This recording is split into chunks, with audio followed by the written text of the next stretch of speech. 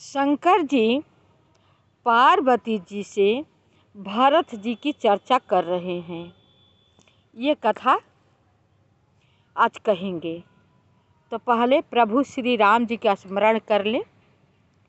भक्ति भक्त भगवंत गुरु चतुर्नाम बपु एक, तिनके पद बंदन करो नासे विघ्नयने। सिया मांडवी उर्मिला श्रुति कीरति बरबाम, चारु सुवन चारु रतन तुलसी करत प्रणाम। भाषा तुलसीदास कृत कथा करो अनुसार, आसन लीजय हृदय महु आया हूँ पवन कुमार। मंगल भवन अमंगल हारी, द्रवहु सुदशरथ अजिर बिहारी। शंकर जी कहते हैं, हे पार्वती जी, श्री राम जी के गुण गूढ़ है। पंडित और मुनि उन्हें समझकर वैराग्य प्राप्त करते हैं। मोह को प्राप्त होते हैं, परंतु जो भगवान से विमुख हैं और जिनका धर्म में प्रेम नहीं है, वे महामूढ़। उन्हें सुन करके पूर्ववासियों के और भरत जी के अनुपम और सुंदर प्रेम का मैंने अपनी बुद्धि के अनुसार गान किया। अब देवता, मनुष्य और मुनियों के मन को भाने वाले प्रभु श्री रामचंद्र जी के अत्यंत पवित्र चरित्र सुनो, जिन्हें वे वन में कर रहे हैं। कह रहे भरत राम जी को संवाद सुन करके अच्छे अच्छे मनुष्य वैराग्य ले लेते हैं। पूर्ववासी आनंद में मग्न है भरत जी के चरित्र देख करके। अब वन में राम जी क्या कर रहे हैं वो कथा सुनो। एक बार चुनी कुसुम सुहाए, निज कर भूषण राम बनाए। सीत ही पहिराए प्रभु सादर, बैठे फटिक शिला पर सुंदर। एक बार सुंदर फूल चुन करके प्रभु श्री राम जी अपने हाथों से गजला बनाए। गजला बनाकर मतलब गहना बनाए। प्रभु श्री राम जी के सोचना था कि तुम अयोध्या में रहती हो तो सोने के हीरे मोती मणियों के तुम आभूषण पहना करती थी। चलो जब वन में हो तो सोने हीरे असरफी मणि तो नहीं है, लेकिन अपने फूल को चुन करके अपने हाथों से जेवर गहने सब बना करके तुम्हें पहनाऊंगा। यही आदर सहित प्रभु जी अपने हाथों से भांति भांति के गहने बनाए। आदर के साथ वे गहने सीता जी को पहनाए। बना करके आदर के साथ सब गहने पहनाए। सुरपति सुत धरि बायस बेसा, 60 चाहत रघुपति बल देखा।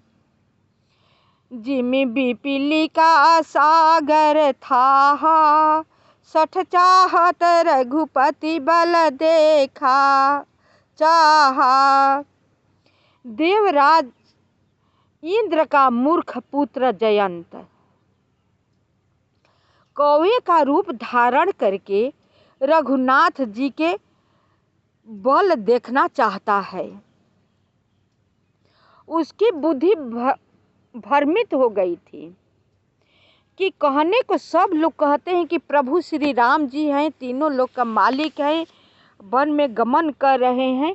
एक कैसा प्रभु श्री राम जी हैं कि फूल को चुन करके और उसे गहने बना करके कामी पुरुषों की तरह उसे पहना रहे हैं। सब लोग कहे, मना किए, समझाए कि तुम्हारा कहना सही है, लेकिन ये भी बात सत्य है कि प्रभु श्री राम जी मनुष्य के रूप धारण किए हुए हैं और नर लीला कर रहे हैं। नहीं माने, कहे नहीं, ऐसे मैं नहीं मानूंगा। कैसा नर लीला? मैं उनको देखूंगा कि वो कैसे हैं, उनका बल के देखूंगा। और उनको देखने के लिए कौवे का रूप धारण करके वो आता है। सीता चरण चोंच हति भागा, मूढ़ मंदमति कारण कागा। चला रुधिर रघुनायक जाना, सींक धनुष सायक संधाना। वह मूढ़ मंद बुद्धि कारण से भगवान के बल की परीक्षा करने के लिए बना हुआ कौवा सीता जी के चरणों में चोंच मारकर भागा। जब रक्त बह चला तब श्री रघुनाथ जी जाना और धनुष पर देखा कि सीता जी के पैर से रक्त बह रहा है। चोंच मार करके और कुछ दूर जा करके कांव कांव करने लगा। सीता जी समझ रही थी लेकिन कुछ नहीं बताई राम जी से। खून का धारा बहने लगा, कोमल चरण। प्रभु जी देखे, कह रही सीता जी ये खून कैसा? तब तक से देखते हैं पैर से कि तुम्हारे पैर से खून का धारा कैसा है? तो एक कागरुद्ध ने चोंच मार दिया। भगवान जब पलक उठा कर देखते हैं कि वो ये मेरा बल थाहने के लिए आया है, जयंत का पुत्र है, कौवे का रूप धारण करके। ठीक है, अब उसी जगह से उन्होंने एक सीख उठाया और सीख का बाण अग्नि का बना के पीछे छोड़ दिया। अब वो भागने लगा, पीछे पीछे बाण चल दिया। वो बाण से कौवा जो है जलने लगा। कांव कांव करते भागे जा रहा था, पीछे पीछे बाण चलता जा रहा था। अति कृपाल रघुनायक, सदा दीन पर नेह। तासन आई किन्ह, छलु मूर्ख अवगुण गे। श्री रघुनाथ जी जो अत्यंत ही कृपालु हैं और जिनका दीनों पर सदा प्रेम रहता है, उनसे भी उस अवगुणों के घर मूर्ख जयंत आकर छल किया। जो कि रघुनाथ जी सभी पर दया करने वाले हैं, वो मूढ़ आकर के छल कर रहा है। प्रेरित मंत्र ब्रह्म सर धावा, चला भाजी बायस भय पावा। धरि निज रूप गय उपितु पाही, राम विमुख राखा तेहि नाही। देखिए, मंत्र से प्रेरित होकर वह ब्रह्म बाण दौड़ा। कौवा भयभीत होकर भाग चला।